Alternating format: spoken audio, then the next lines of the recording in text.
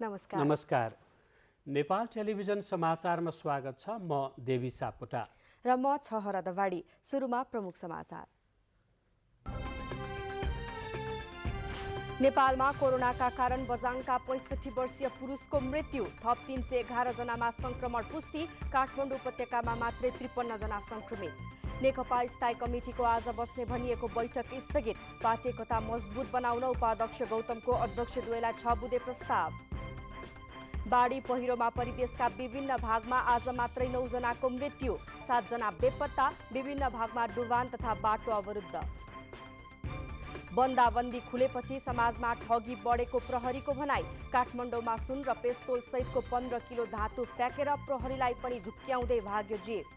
मलेसियाका पूर्व प्रधानमन्त्री नजीब रजाकमाथि भ्रष्टाचार मुद्दामा अदालतबाट दोषी ठहर, लामो समय कारागारमा बस्नुपर्ने सम्भावना। र पोखरा रङ्गशाला परिसरको जमिन भासिँदै जाँदा भौतिक संरचना जोखिममा, सेती नदीको बहावको कम्पनले जमिन भासिएको अनुमान। समाचार विस्तारमा। नेपालमा कोरोना संक्रमणका कारण थप 1 जनाको मृत्यु भएको छ। पछिल्लो 24 घण्टामा 5032 जनाको पीसीआर परीक्षण गर्दा 311 जनामा कोरोना भाइरसको संक्रमण पुष्टि भएको छ, जसमध्ये 53 जना काठमाडौँ उपत्यकाका रहेका छन्। विगत 24 घण्टामा कोरोना भाइरस संक्रमणका कारण थप 1 जनाको मृत्यु भएको छ भने 311 जना संक्रमित थपिएको स्वास्थ्य तथा जनसङ्ख्या मन्त्रालयले जनाएको छ। भाइरस संक्रमणका कारण बझाङ बुङ्गालका 65 वर्षीय पुरुषको निधन भएको हो। यो सँगै भाइरस संक्रमणबाट मृत्यु हुनेको संख्या 49 पुगेको छ। बझाङ जिल्ला बुङ्गल गाउँपालिका वडा नम्बर 3 स्थायी ठेगाना भएका 65 वर्षीय पुरुषको 2077 श्रावण 9 गते घरमै निधन भएको। दम रोगका बिरामी निज पुरुष भारतको बेङ्गलोरबाट असार 24 गते बझाङ पुग्नु भएको र यो सँगै निधन हुनेहरूको संख्या 49 पुगेको छ।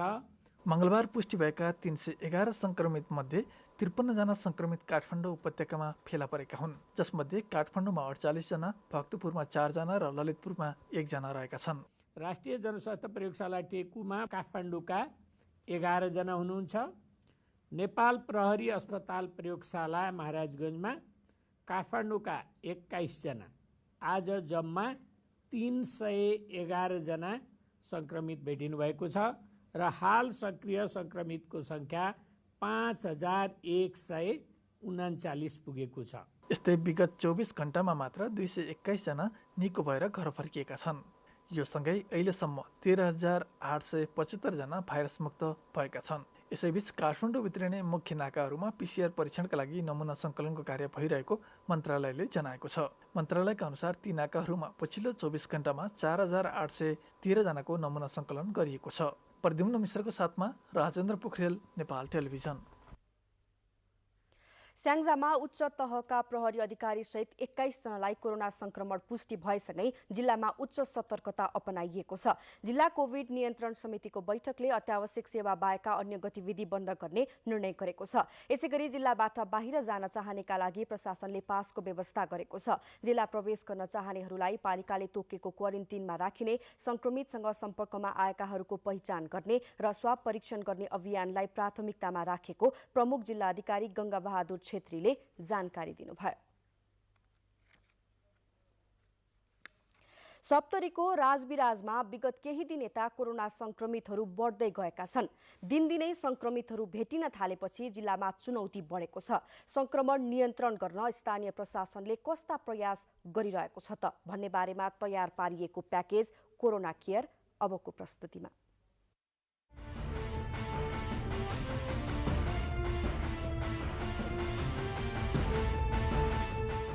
सप्तरीको राजविराजमा कोरोना संक्रमितहरू बढ्दै गएपछि संक्रमण नियन्त्रण र रोकथामका लागि स्थानीय प्रशासनले अनिश्चितकालीन निषेधाज्ञा जारी गर्दै आएको छ। सप्तरीका अन्य स्थानीय तहको तुलनामा राजविराज नगरपालिकामा संक्रमितको संख्या बढेपछि निषेधाज्ञा जारी गरेर संक्रमण नियन्त्रणको प्रयास गरिएको हो। दिनदिनै नयाँ संक्रमित पहिचान हुन थालेपछि राजविराजको अवस्था चुनौतीपूर्ण भएको प्रशासनले जनाएको छ। संक्रमणको जोखिम चाहिँ समाप्त भइसकेको कुरा सरकार तर्फबाट पटक पटक आइरहेको छ र यहाँ जिल्ला स्तरमा पनि विभिन्न गतिविधि विभिन्न छलफलका माध्यममा हामीहरूबाट पनि यो कुरा चाहिँ जनतामा चाहिँ प्रभावित गर्ने कुरा जनचासोमा चाहिँ कुराहरू राखिराख्ने यो सहरमा विभिन्न गतिविधिमा छलफलको क्रममा पनि आउने कुराहरू हुन् र आइरहेका पनि छन्। तर यसै क्रममा सप्तरी जिल्लाको जहाँसम्म कुरा गर्ने हो यो जिल्लामा पनि सङ्क्रमणको अवस्था अन्य जिल्लाहरूको जस्तै करिब करिब नियन्त्रित हुँदै गएको र बाहिरी रूपमा यसो सङ्क्रमितको सङ्ख्याको आधारमा खास गरेर कुरा गर्नुपर्दाखेरि अवस्थाहरू ठिकै जस्तो चलिरहेको अवस्थामा केही दिन यता चाहिँ राजविराज नगरपालिका क्षेत्रमा सङ्क्रमितहरूको सङ्ख्या बढेको कारणले गर्दा अहिले तत्कालको अवस्थामा राजविराज नगरपालिका क्षेत्रमा निषेधाज्ञा पनि जारी छ र साथै अहिलेका लागि चाहिँ हाम्रो चाहिँ चुनौती पनि थपिएको छ। अन्तर्राष्ट्रिय सीमा जोडिएको जिल्ला भएकोले लुकीछिपी भारतबाट नेपाल प्रवेश गरेकाहरूबाटै संक्रमण फैलिएको आशंका स्थानीय प्रशासनले गरेको छ। कतिपय संक्रमितको कन्ट्याक्ट हिस्ट्री समेत भेटिएको छैन। त्यसैले कतै समुदायमै संक्रमण फैलिएको हो कि भन्ने आशंका स्थानीय प्रशासनले गरेको छ। अहिले संक्रमितको पहिचानसँगै उनीहरूसँग सम्पर्कमा आएकाहरूको कन्ट्याक्ट ट्रेसिङ गर्ने कामलाई तीव्र बनाइएको छ। सकेसम्म समुदायमा संक्रमण नफैलियोस् र अहिलेकै अवस्थामा नियन्त्रण गर्न सकियोस् भनेर सबै प्रयास सुरु गरिएको छ। राजविराज नगरपालिका विशेषमा खास गरेर एउटा संक्रमणसँग सम्बन्धित एकजना व्यक्तिको मृत्यु पश्चात जुन कन्ट्याक्ट ट्र्याकिङ र ट्रेसिङको प्रोटोकल छ त्यसअनुसार चाहिँ परीक्षणको दायरा पनि बढाइयो। त्यसअनुसार चाहिँ विभिन्न नयाँ संक्रमितहरू पनि फेला पर्दै गए र त्यो कार्य अहिले पनि जारी छ। स्वाब सङ्कलन पनि हुँदैछ। नयाँ हामी चाहिँ संक्रमितहरूको विषयमा पनि जानकारी प्राप्त गर्दैछौँ। सप्तरीमा हाल 323 जनालाई क्वारेन्टिनमा राखिएको छ। त्यस्तै 119 जना संक्रमितको आइसोलेसनमा राखेर उपचार भइरहेको छ। जिल्लामा 178 जना संक्रमित राख्न सकिने एउटा मात्र आइसोलेसन केन्द्र छ। संक्रमित बढ्दै गएपछि स्थानीय तहहरूलाई आइसोलेसनको तयारी गर्न प्रशासनले आग्रह गरेको छ। आजका मितिमा चाहिँ हाल 27 वटा क्वारेन्टाइन छन् जसमा चाहिँ अहिले पनि मान्छेहरू राखिएका छन्। 27 वटा क्वारेन्टाइन छ त्यसमा पनि आजका मितिमा चाहिँ 323 जना व्यक्तिहरू राखिएका छन् जसमा 22 जना महिला छन्। त्यसै गरी हामीसँग 178 क्षमताको जिल्लामा चाहिँ एक मात्र चाहिँ आइसोलेसन केन्द्र छ। जिल्ला स्तरमा चाहिँ एउटा आइसोलेसन सेन्टर बनाइएको छ जसको क्षमता चाहिँ 178 बेड हो। त्यसमा चाहिँ आजका मितिमा चाहिँ 119 जना चाहिँ संक्रमितहरूको उपचार भइरहेको छ। स्थानीय निकायहरूसँग पटक पटक अनौपचारिक र इभन औपचारिक छलफल पनि गरेका छौँ, निर्णय पनि गरेका छौँ। उहाँहरूलाई पनि यो सम्भावित जोखिमलाई मध्यनजर राख्दै भविष्यमा चाहिँ आइसोलेसन सञ्चालन गर्नुपर्ने अवस्था आउन सक्छ। यो जिल्ला स्तरको एउटै आइसोलेसन सेन्टरले नधान्न सक्ने स्थिति आइदिन सक्छ भन्ने हिसाबले चाहिँ आवश्यक पूर्व तयारी गरिराख्नलाई हामीले पटक पटक आग्रह पनि गरेका छौँ र त्यसमा केही पालिकाहरूले चाहिँ आफ्नो अग्रसरता हालसम्म लिइ पनि सक्नुभएको छ। सप्तरीमा संक्रमितको संख्या बढ्नुको मुख्य कारण भारतबाट लुकीछिपी प्रवेश गर्नु नै हो। 78 किलोमिटर लामो खुला सीमाबाट कोही पनि लुकीछिपी प्रवेश गर्न नपाउन् भनेर ठूलो संख्यामा सुरक्षाकर्मी परिचालन गरिएको छ। तर त्यसलाई पूर्ण रूपमा नियन्त्रण गर्न सकिएको छैन। नियम पूरा गरेर आउनेहरूलाई भने क्वारेन्टिनमा राख्ने गरिएको छ। यो 78 किलोमिटर लामो सिधै स्थल मार्गसँग जोडिएको खुला सीमाले गर्दा पनि त्यो एउटा बिन्दु मात्रैबाट चाहिँ प्रवेशलाई व्यवस्थित गरिराख्न चाहिँ अलिकति चुनौतीपूर्ण र समस्या छ। मान्छेहरू चाहिँ आफूलाई सजिलो हुने ठाउँबाट चाहिँ प्रवेश गर्न उत्सुक हुन्छन्, खोज्छन्। त्यसलाई सुरक्षाकर्मीहरू सीमामा खटेका सशस्त्र प्रहरी बलको मार्फत चाहिँ यथासम्भव चाहिँ हामीले त्यसलाई नियन्त्रित गरिरहेका छौँ र अहिले पनि अब जिल्लामा प्रवेश गरिसकेका व्यक्तिहरूलाई क्वारेन्टाइन गर्ने, तिनीहरूको चाहिँ लक्षण देखिएको र स्वास्थ्य प्रोटोकल अनुसार चाहिँ जाँच गर्ने जस्ता गतिविधिहरू अहिले पनि चलिरहेको छ। कोरोना संक्रमण समुदायमा नफैलियोस् भनेर स्थानीय प्रशासनले भारतबाट लुकीछिपी आउनेहरूका बारेमा जानकारी दिन स्थानीयवासीलाई अपील गरेको छ। आफूलाई संक्रमण भएको हो कि भन्ने शंका लागेमा तत्काल स्वास्थ्य संस्थामा सम्पर्क गर्न पनि प्रशासनले आग्रह गरेको छ।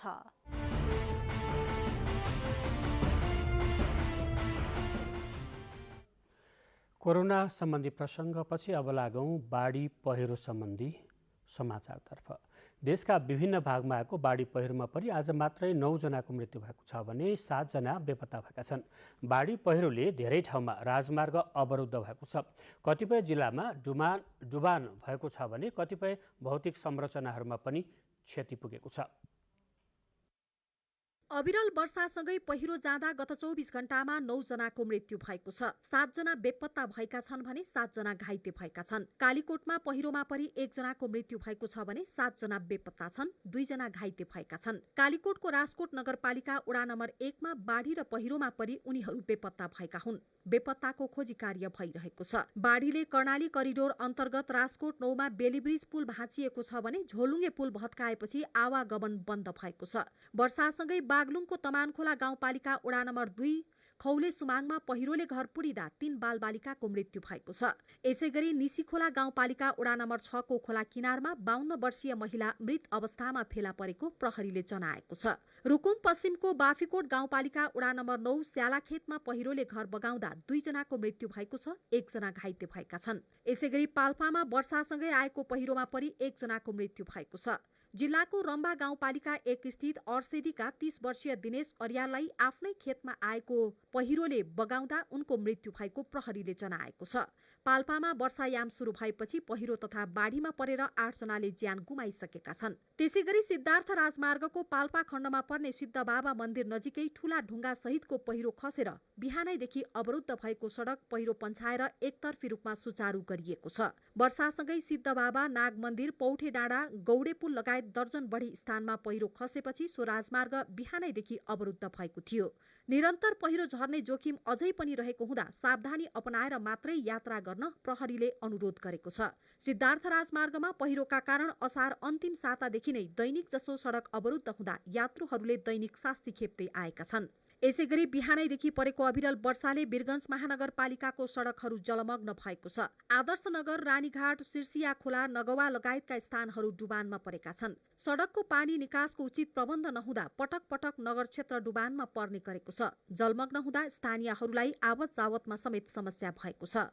यस्तै अविरल वर्षाका कारण सडकका ठाउँ ठाउँमा पहिरो झरेपछि अवरुद्ध बनेको कोशी राजमार्ग स्थानीय प्रहरी र सशस्त्र प्रहरीको सक्रियतामा खुलाइएको छ। कोशी राजमार्ग अन्तर्गत भेडेटार हिले खण्डको 1 दर्जन भन्दा बढी स्थानमा पहिरो खसेको थियो। वर्षाका कारण धनकुटाका अधिकांश ग्रामीण सडकहरू अवरुद्ध बनेका छन्। लगातारको वर्षाका कारण सङ्खुवा सभाको खाँदबारी नगरपालिका 9 तुमलिङटार बजार डुबानमा परेको छ। 1 जना घाइते भएका छन्। सोमबारदेखि लगातार परेको वर्षाले तुमलिङटारका कम्तीमा 100 घर डुबानमा परेका छन्।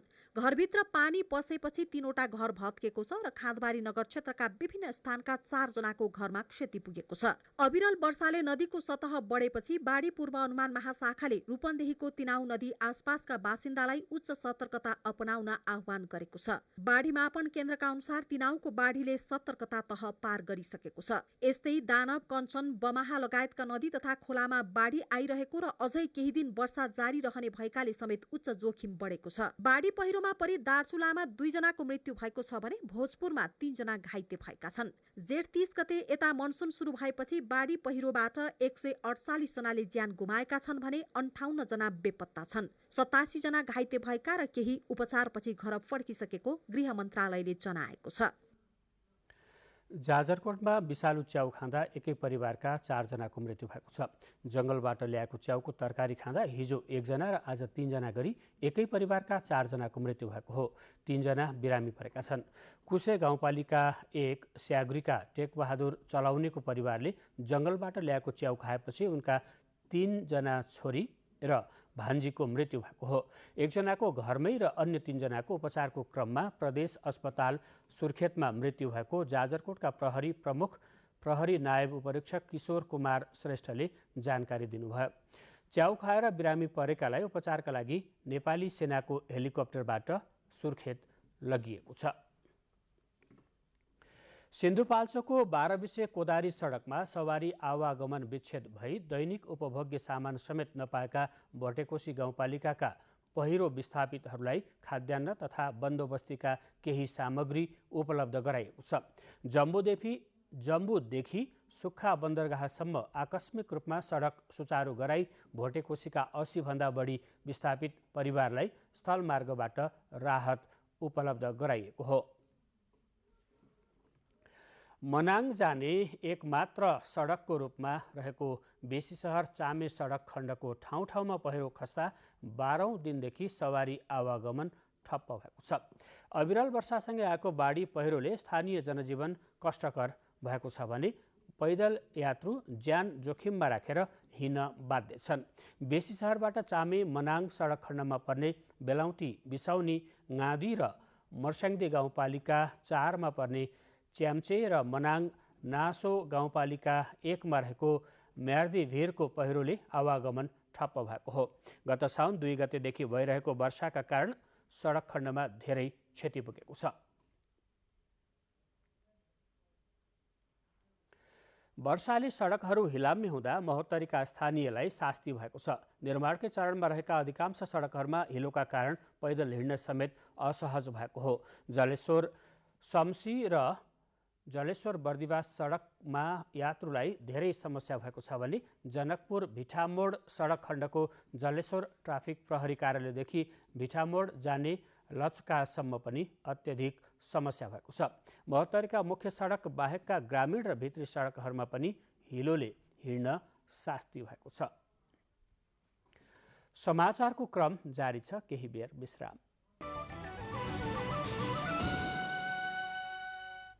विश्रामपछि समाचारमा फेरि स्वागत छ। बाँकी समाचार। सत्तारूढ नेपाल कम्युनिस्ट पार्टी नेकपाको स्थायी कमिटीको आज बस्ने भनिएको बैठक पनि स्थगित भएको छ। पार्टीभित्रको आन्तरिक विवादका कारण पटक पटक स्थगित बैठक आजका लागि तय गरिएको थियो, तर पार्टीका अध्यक्षद्वय बीच आवश्यक परामर्श र गृह कार्य गरी सचिवालयको बैठकको निर्णय र निर्देशन बमोजिम प्रस्ताव तय गर्न बाँकी रहेकाले आजको बैठक पनि स्थगित भएको प्रधानमन्त्रीका प्रेस सल्लाहकार सूर्य थापाले ट्विट गरी जानकारी दिनुभएको छ। गत असार 10 गतेबाट सुरु भएको बैठकमा कोभिड-19 रोकथाम, नियन्त्रण र उपचार, सीमा समस्या, सरकार र पार्टीको कामको समीक्षा र एमसीसी बारे छलफल गर्ने एजेन्डा थियो, तर पार्टीमा आन्तरिक विवाद बढेपछि बैठक प्रभावित हुँदै आएको छ।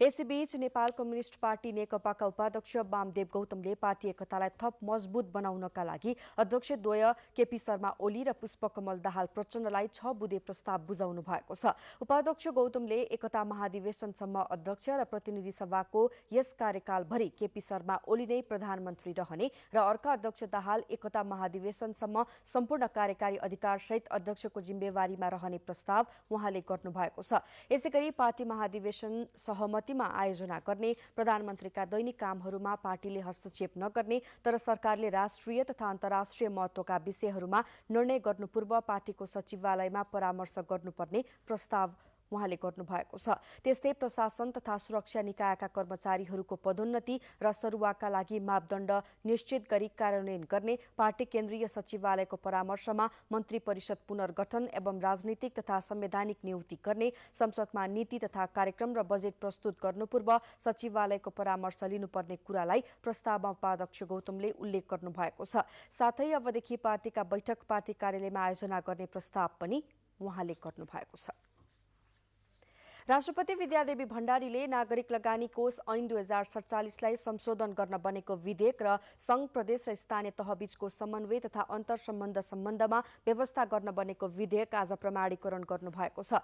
संघीय संसदका दुवै सदनका बैठकबाट पारित भएका ती विधेयक नेपालको संविधानको धारा 113 को उपधारा 2 बमोजिम प्रमाणीकरण गरिएको राष्ट्रपति कार्यालयले जनाएको छ। कोरोना संक्रमणका समयमा पनि सञ्चार तथा सूचना प्रविधि मन्त्रालयले उल्लेख्य प्रगति हासिल गरेको छ। धेरै कार्यालयहरू बन्द भए पनि सञ्चार मन्त्रालयसँग सम्बन्धित अधिकांश कार्यालयहरू थप सक्रिय रहेको तथ्याङ्कमा देखिएको छ।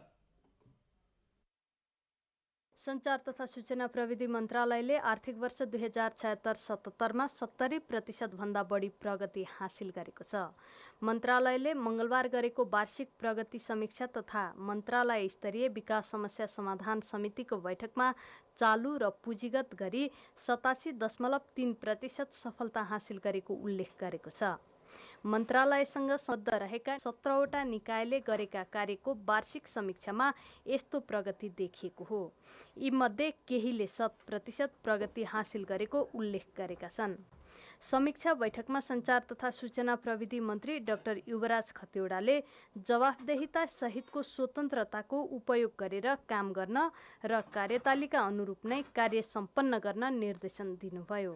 सूचना प्रविधिको सेवा विस्तार द्रुत गतिमा भइरहेको सन्दर्भमा प्रविधि र कानुनी सुरक्षामा विशेष सावधानी अपनाउन समेत उहाँले आग्रह गर्नुभयो।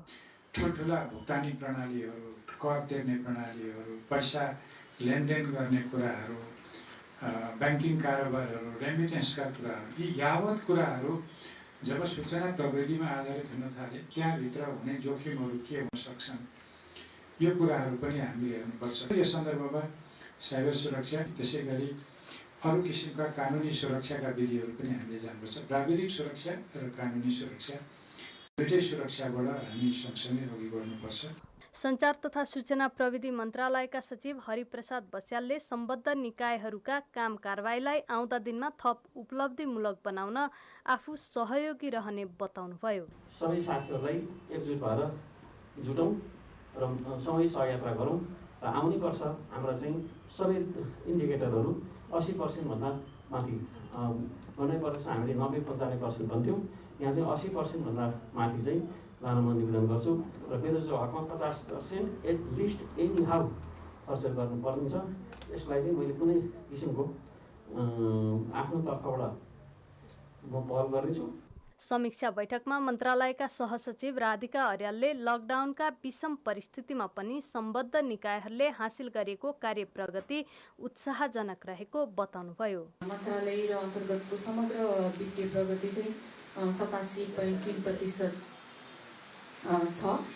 कार्यक्रममा नेपाल दूरसञ्चार प्राधिकरण, नेपाल टेलिकम, रेडियो नेपाल, गोरखापत्र संस्थान, राष्ट्रिय समाचार समिति, प्रेस काउन्सिल नेपाल र नेपाल टेलिभिजन लगायतका निकायका कार्यकारी प्रमुखहरूले आफ्ना संस्थानका कार्य प्रगतिका बारेमा प्रस्तुति दिनुभयो।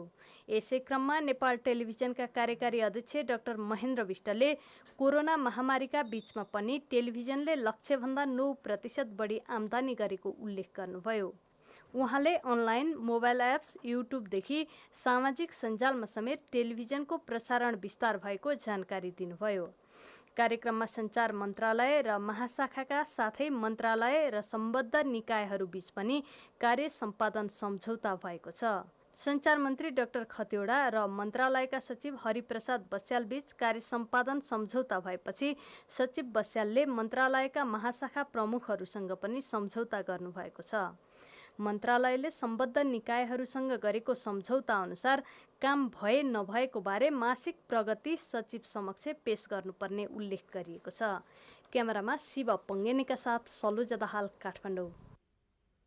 संवैधानिक रूपमै सार्वजनिक र व्यक्तिले चाहेको सूचना उपलब्ध गराउने सूचनाको हक सम्बन्धी व्यवस्था गरिएको 13 वर्ष बितिसके पनि अझै कतिपय सरकारी कार्यालयमा सूचना अधिकारी नै नतोकिएको पाइएको छ। प्रतिनिधि सभा विकास तथा प्रविधि समितिको आजको बैठकमा 120 कार्यालयमा गरिएको अध्ययनमा 29 वटाले सूचना अधिकारी नतोकेको पाइएको राष्ट्रिय सूचना आयोगका प्रमुख आयुक्त महेन्द्रमान गुरुङले जानकारी दिनुभयो। सबै सार्वजनिक निकायले आफ्ना प्रगति विवरण प्रत्येक 3-3 महिनामा सार्वजनिक गर्नुपर्ने कानुनी व्यवस्था रहे पनि 120 कार्यालयमा गरिएको एक अध्ययनमा स्वतः प्रकाशित नगर्ने कार्यालयको सङ्ख्या 90 रहेको सो अवसरमा जानकारी गराइयो। सूचना अधिकारी नतोकिएका सार्वजनिक कार्यालयलाई 15 दिनभित्र प्रमुखभन्दा एक तह मुनिका अधिकारी तोक्न र प्रत्येक 3-3 महिना व्यतीत भएको 15 दिनभित्र अनिवार्य रूपमा सूचना प्रकाशन गर्न आयोगले निर्देशन दिएको छ। बैठकमा सदस्यहरूले सूचनाको हक कार्यान्वयनको अवस्थाले सुशासनको मापन र सरकारको लोकतन्त्र र पारदर्शिताप्रतिको नीति छर्लङ्ग हुने भएकोले सूचनाको हकको पालन गर्न खर्च एवं निर्णयमा पारदर्शिता कायम गर्न सरकारलाई सुझाव दिनुभयो। सूचना उपलब्ध गराउने विषयमा प्रविधिको प्रयोग गर्न र सूचना उपलब्ध गराउन अस्वीकार गर्नेलाई जरिवाना मात्र नभई दण्ड सजायको पनि व्यवस्था गर्न समेत सांसदहरूले सुझाव दिनुभयो। राष्ट्रिय प्रजातन्त्र पार्टीका नेता सुनिल बहादुर थापा सहित 2 दर्जन नेता राप्रपा परित्याग गरी नेपाली काङ्ग्रेस पार्टी प्रवेश गर्नुभएको छ। काङ्ग्रेस केन्द्रीय कार्यालय सानेपामा आयोजित कार्यक्रममा पार्टी सभापति शेरबहादुर देउवाले पार्टी सदस्यता हस्तान्तरण गरेर पार्टी प्रवेश गराउनु भएको हो। राष्ट्रिय प्रजातन्त्र पार्टीका नेता सुनिल बहादुर थापासहित 2 दर्जन केन्द्रीय नेतालाई पार्टी प्रवेश गराउनु हुँदै नेपाली काङ्ग्रेसका सभापति शेरबहादुर देउवाले सङ्घीय लोकतान्त्रिक गणतन्त्रको रक्षाका लागि लोकतान्त्रिक शक्तिहरू एक हुनुको विकल्प नरहेको बताउनु भयो। देशका सम्पूर्ण लोकतान्त्रिक शक्तिहरू मिलेर जानुपर्नेमा सभापति देउवाले जोड दिनुभयो। यो प्रजातान्त्रिक शक्तिहरू, गणतन्त्रवादी शक्तिहरू एक हुनु भएको जरुरी छ, जसले गर्दाखेरि कुनै पनि भोलि आउने च्यालेन्जहरू चुनौतीहरूलाई सामना गर्न सकोस् र नेपालमा प्रजातन्त्रको सुदृढीकरण, गणतन्त्रको सुदृढीकरण गरेर चाहिँ नेपाललाई पूर्ण रूपमा प्रजातन्त्र लोकतान्त्रिक राष्ट्र बनाउनेका साथै राष्ट्रिय एकताका साथ सबै चाहिँ पहाड मधेस पश्चिम सबै ठाउँमा चाहिँ एक करारमा हाम्रो जुन नीति छ तर अब त्यसमा सबै मधेसका साथ जाउँ भएको छ र सबैलाई मेरो हार्दिक स्वागत छ पनि। काङ्ग्रेस वरिष्ठ नेता रामचन्द्र पौडेलले सङ्घीय लोकतान्त्रिक गणतन्त्र र लोकतान्त्रिक समाजवाद उन्मुख संविधानले गरेको मार्गदर्शनको बाटोमा सबैलाई ल्याउने दायित्व काङ्ग्रेसको भएको बताउनु भयो। अब यो संविधानले जो बाटो कोरेको छ त्यो बाटोमा अब यताउता हुन सक्दै संविधानले परिकल्पना गरेको व्यवस्था हामी सबैको लागि एउटा जीवन दर्शन हो, हामी सबैको लागि राजनीतिक मार्गदर्शन हो।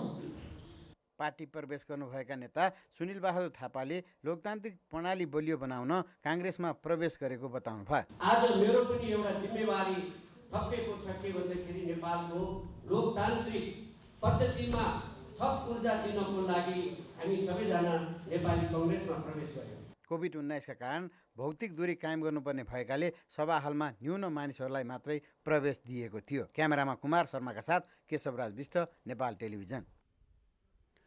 अख्तियार दुरुपयोग अनुसन्धान आयोगको बुटवल कार्यालयले भैरहवाबाट 2 जनालाई 4 लाख रुपियाँ घुस रकमसहित नियन्त्रणमा लिएको छ। भैरहवास्थित निर्माणाधीन गौतम बुद्ध अन्तर्राष्ट्रिय विमानस्थलको मुआब्जा वितरणमा सहजीकरण गरिदिने भन्दै 4 लाख रुपियाँ घुस लिने क्रममा विमानस्थलका कर्मचारी विश्वनाथ यादव र सहयोगी महेन्द्र यादवलाई पक्राउ गरिएको हो। पूर्व तयारी अनुरूप सिद्धार्थनगर स्थित सेन्चुरी ब्याङ्कमा मुआब्जाग्राहीबाट रकम लिने क्रममा उनीहरूलाई रङ्गेहात पक्राउ गरिएको अख्तियार बुटवल कार्यालयका प्रवक्ता सुरेश भूषालले जानकारी दिनुभयो।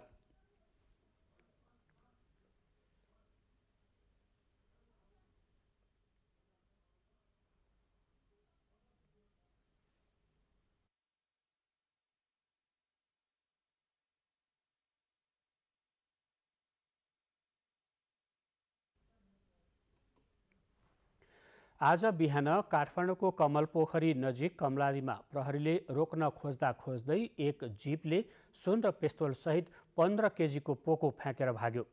प्रहरीले फरार जीप नम्बर 52465519 बताएको छ।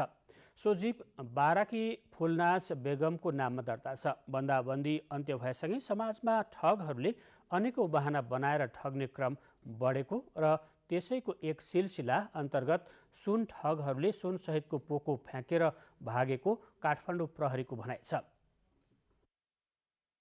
काठमाडौँ उपत्यकाका प्रहरी सञ्चार सेटहरूमा बिहान 9 बजेतिर कमलपोखरी चौकीबाट सन्देश प्रसारण भयो। एक स्कोर्पियो गाडीलाई रोक्न खोज्दा रोकिएन, बरु एक झोला सामान फालेर हुइकियो। फालेको झोलामा सुन जस्तो 15 किलोग्राम वस्तु र 2वटा पिस्तोल भेटियो। अपराह्न महानगरीय प्रहरी परिसर टेकुमा पत्रकार सम्मेलन गरेर भेटिएको वस्तु भन्दै सार्वजनिक गरियो। बरामद भएको पहेँलो धातु 35वटा टुक्राको 15 केजी तौलको रहेको प्रहरी भनाइ छ। परिसरका प्रमुख प्रहरी वरिष्ठ उपरीक्षक श्याम घेवालीले सुन चाँदी व्यवसायी सङ्घमा लगेर जचाउँदा ती धातुमध्ये आधा किलोग्राम सुन र बाँकी 14.5 किलोग्राम सुनको जलप लगाइएको चाँदी रहेको जानकारी दिनुभयो।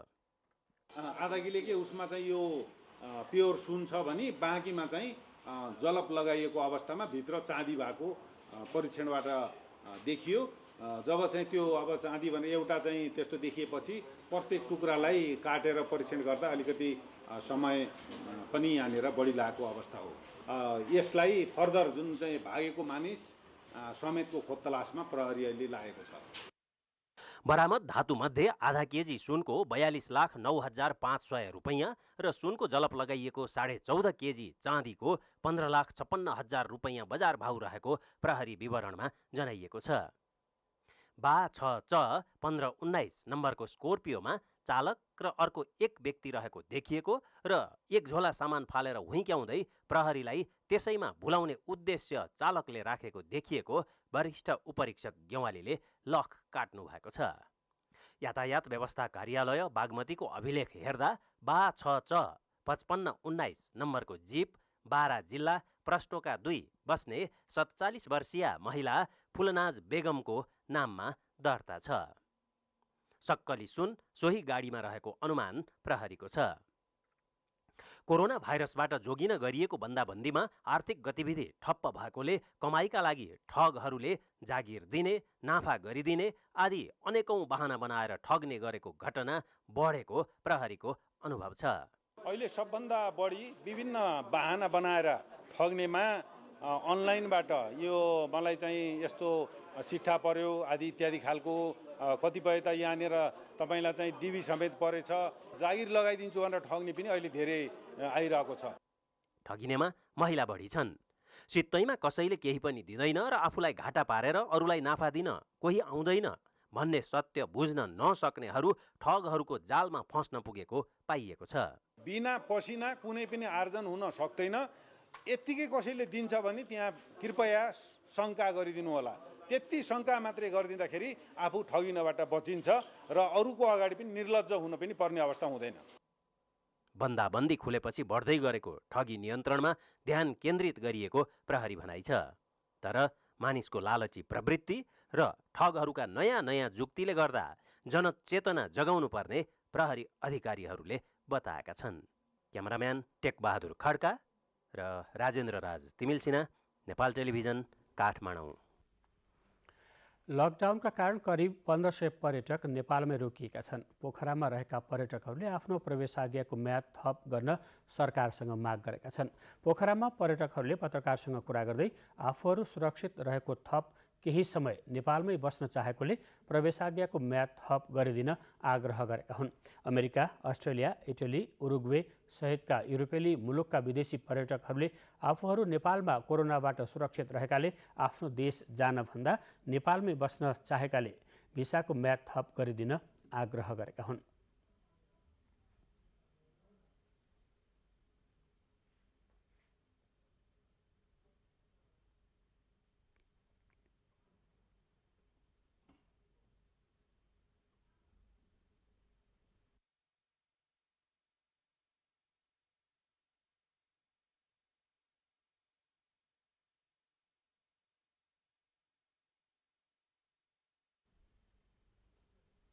फेरि केही बेर विश्राम। पाल्पामा पितृप्रसाद खीर खाएर एउटै गाउँका 36 जना बिरामी परेका छन्। जिल्लाको रामपुर नगरपालिका 7 स्थित मोहटीका मानबहादुर सुनारको 13 दिनको तिथिमा पितृप्रसाद खीर खाएका एउटै गाउँका 36 जनामा ज्वरो आउने, बान्ता हुने, टाउको दुख्ने, पखाला लाग्ने जस्ता लक्षण देखिएपछि उपचारका लागि रामपुर अस्पतालमा भर्ना गरिएको अस्पतालका सूचना अधिकारी रामप्रसाद कोइरालाले जानकारी दिनुभयो। आइतबार खीर खाएका उनीहरूमा सोमबारबाट सामान्य लक्षण देखिएपछि 6 जना अस्पताल गएका थिए। अन्य बिरामी भने आज बेलुकासम्म उपचारका लागि अस्पताल गएको अस्पतालले जनाएको छ। बिरामी मध्ये 33 जनालाई थप उपचारका लागि तानसेन स्थित लुम्बिनी मेडिकल कलेजमा पठाइएको र उनीहरूमध्ये 2 जनाको अवस्था गम्भीर रहेको रामपुर अस्पतालले जनाएको छ। बिरामी हुनुको कारण नखुले पनि खाना तथा पानीमा खराबी भएको हुन सक्ने अनुमान गरिएको छ। ललितपुर महानगरपालिकाले महानगरलाई स्मार्ट सिटी बनाउने अभियान अन्तर्गत स्मार्ट सडक बत्ती जडान थालेको छ। महानगरपालिकाले नेपाल विद्युत प्राधिकरणसँग सहकार्य गरी महानगरको 3 मुख्य सडकमा 669 वटा स्मार्ट सडक बत्ती जडान गरिने भएको हो। थापाथलीको बागमती पुलबाट जाउलाखेल, लगनखेल र 7 दोबाटोसम्म र हिमालय होटलदेखि पाटनढोका मङ्गलबजार हुँदै लगनखेलसम्म र पुलचोक मङ्गलबजारबाट ग्वारकोसम्म सडक बत्ती जडान गर्ने योजना रहेको ललितपुर महानगरपालिकाका प्रमुख चिरीबाबु महर्जनले बताउनु भएको छ। त्रिभुवन विश्वविद्यालयले सेमेस्टर प्रणालीका परीक्षाहरू भदौ महिनाको तेस्रो साताबाट र वार्षिक प्रणाली अनुसारको परीक्षा असोज महिनाको पहिलो सातामा गर्ने योजना बनाएको छ। तर कोरोनाको संक्रमण फैलिँदै गएका कारण परीक्षाका तालिकाहरू भने अझै सार्वजनिक गरिएका छैनन्। त्रिभुवन विश्वविद्यालयले भदौ महिनाको तेस्रो सातादेखि परीक्षा सञ्चालन गर्ने तयारी गरे पनि तालिकाहरू भने अझै प्रकाशन गरेको छैन। मुलुकका विभिन्न ठाउँमा कोरोना भाइरसको संक्रमण बढ्न थालेपछि विश्वविद्यालय अहिले पर्ख र हेरको अवस्थामा पुगेको छ। थोरै चाहिँ नकारात्मक भन्दै गएको हुनाले अझै निकाल्नुभन्दा विद्यार्थीलाई परीक्षा हुन्छ मोटामोटी यति गतिबाट हुन्छ भन्ने एउटा चाहिँ जानकारी गराइदिने र विस्तृत तालिका चाहिँ हप्ता 10 दिनपछि निकाल्ने कि भन्ने सोचमा हामी पनि छौँ। हामी पर्खिरहेका छौँ। केही दिन कार्यालयबाट यसो मोटामोटी डेट पनि बाहिर आइसकेको छ फ्लोरमा। हाम्रो भन्दाखेरि के छ भने 12 क्लासको परीक्षा पनि हेर्नु पर्यो। मास्टरको हाम्रो करिब असोजको डेट पनि अब क्लियरै जस्तो छ। हामी चाहिँ पहिलो हप्ता भनेको छौँ हामीले कुन दिन भन्ने कुरो निकाल्नुपर्छ। र ब्याचलर 4th इयरको चाहिँ हामीले घटस्थापना चाहिँ कार्तिक 1 गते भएको हुनाले असोज मसान्तसम्म सक्ने गरी सके त 25 गतेभित्र सक्यो भने कपी पनि आउँथ्यो हाम्रो यहाँ टाइममै आउँथ्यो। तैपनि आश्विन मसान्तभित्र सक्ने गरेर हामी हाम्रो तालिका प्रकाशित गर्छौँ। तयारी गरिसकेका छौँ। प्रकाशन गर्न केही दिन हेरौँ, वेट एन्ड सी भन्नेमा छौँ अहिले। विश्वविद्यालयले वार्षिक परीक्षा प्रणाली अन्तर्गतका परीक्षा सञ्चालन गर्न परीक्षा नियन्त्रण कार्यालय र सेमेस्टर प्रणाली अन्तर्गतका परीक्षा सञ्चालन गर्ने जिम्मेवारी सम्बन्धित डिन कार्यालयलाई दिएको छ। वार्षिक परीक्षा चाहिँ आश्विनको पहिलो हप्ताबाट सुरु गर्ने भनेको छौँ हामीले, जुन हाम्रो चाहिँ स्थगित भएका परीक्षा छन्। सेमेस्टरको चाहिँ ब्याचलर मास्टर भएको हुनाले एकै टाइममा गर्न सम्भव नहुने भएको हुनाले भाद्र दोस्रो हप्तापछि भनेको थियो 20-21बाट आफ्नो अनुकूलता अनुसार उहाँहरूले तालिका प्रकाशित गर्नुहुन्छ। कोरोनाको सन्तासका बीचमा वैकल्पिक विधिहरू प्रयोग गरी परीक्षा सञ्चालन गर्न भने सम्भव नभएको कार्यालयको ठहर छ। वार्षिक परीक्षामा त तपाईँले भनेको कुरो धेरै असम्भव छ भनौँ, किनभने हामीसँग इभ्यालुएसनको अरू प्याटर्न नै छैन। परीक्षामा आउने 3 वर्षको अन्तमा प्रत्येक इयरको चाहिँ परीक्षा दिने, त्यसको मूल्याङ्कनको आधारमा उसको चाहिँ मूल्याङ्कन हुने भएको हुनाले वार्षिक प्रणालीमा त अहिलेसम्म छैन। एउटा विषयमा एउटा विधि अपनायो भने अर्को विषयमा पनि त्यही अपनायो भनेर दबाब दिन्छन्, जुन चाहिँ सम्भव नहुन सक्छ। मेन कुरो त्यो हो। जस्तै कुनै आइटीको विद्यार्थी छ, 30 जना छन्, उनीहरूको अनलाइन परीक्षा गरिदियो। भोलि अर्कोले भन्छ मेरो पनि गर भन्न सक्ला। त्यसको एक्सेस छ कि छैन सबैसँग। कोही विद्यार्थी टाढा पनि होला, नेटको पहुँचभन्दा बाहिर हुनसक्छ। अब त्यसलाई के गर्ने? कोही छुट्यो भने त्यसको लागि वैकल्पिक व्यवस्था के हुने? सरकारले चैत महिनामा लकडाउनको घोषणा गर्दा विभिन्न 9वटा विषयका 1,62,000 विद्यार्थी परीक्षा दिइरहेका थिए। उनीहरूको बाँकी परीक्षा लकडाउनले रोकिएको छ। त्यसमाथि थप 4,50,000 विद्यार्थीको नियमित परीक्षा समेत लकडाउनका कारण हुन सकेको छैन। शङ्कर बुढाथोकीका साथ रविचन्द्र पराजुली, नेपाल टेलिभिजन। अब अन्तर्राष्ट्रिय प्रसङ्ग। मलेसियाका भूतपूर्व प्रधानमन्त्री नाजिब रजाक विरुद्ध लगाइएको भ्रष्टाचार सम्बन्धी मुद्दामा उच्च अदालतले दोषी ठहर गरेको छ। उहाँमाथि लागेको 7वटा भ्रष्टाचार सम्बन्धी मुद्दाको सुनवाई गर्दै अदालतले फैसला सुनाएको हो। सन् 2009देखि 18सम्म प्रधानमन्त्री रहनुभएका नाजिब विरुद्ध 4 करोड 42 लाख डलर आर्थिक हिनामिना गरेको आरोपमा मुद्दा चल्दै आएको थियो। मलेसिया स्वतन्त्र भएदेखि 61 वर्षसम्म सत्तामा रहेको युनाइटेड मलेसिया नेसनल अर्गनाइजेसन पार्टीका नेता नाजिबमाथि भ्रष्टाचारको आरोप पुष्टि होला कि नहोला भन्ने जिज्ञासा रहँदै आएको थियो। नाजिबले लामो समय कारागारमा बस्नुपर्ने सम्भावना छ। अदालतको फैसलाप्रति प्रतिक्रिया दिँदै पुनरावलोकन गर्ने उहाँले बताउनुभयो। बुलेटिनमा फेरि केही बेर विश्राम।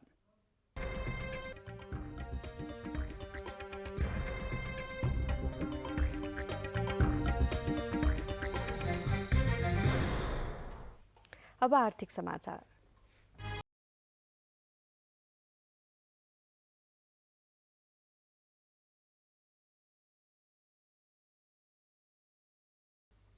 अर्थमन्त्री डाक्टर युवराज खतिवड़ाले वातावरण संरक्षणमा आर्थिक लगानी अपरिहार्य रहेको चर्चा गर्नुहुँदै कोरोना प्रभावित अर्थतन्त्रको सुधारका लागि स्वास्थ्य पूर्वाधार र आर्थिक पुनरुत्थानमा जोड दिनुभएको छ। एसियाली पूर्वाधार लगानी बैंक AIIB को 5औं सञ्चालक समितिको बैठकमा मन्त्री खतिवड़ाले नेपाल जस्ता मुलुकहरूको आर्थिक विकासका लागि लगानी बढाउनेतर्फ विशेष सहुलियतका कार्यक्रम हुनुपर्ने बताउनुभयो। चीनका राष्ट्रपति सी जिनपिङले उद्घाटन गर्नुभएको भर्चुअल मिटिङमा मन्त्री खतिवड़ाले कोरोना विरुद्धको लडाईमा नेपालको ऐक्यबद्धता रहने पनि प्रतिबद्धता जनाउनुभयो। बैठकमा मन्त्री खतिवड़ाले बैंकको अध्यक्षमा पुनः निर्वाचित हुनुभएकोमा अध्यक्ष जिन लिक्वालाई बधाई दिनुभयो।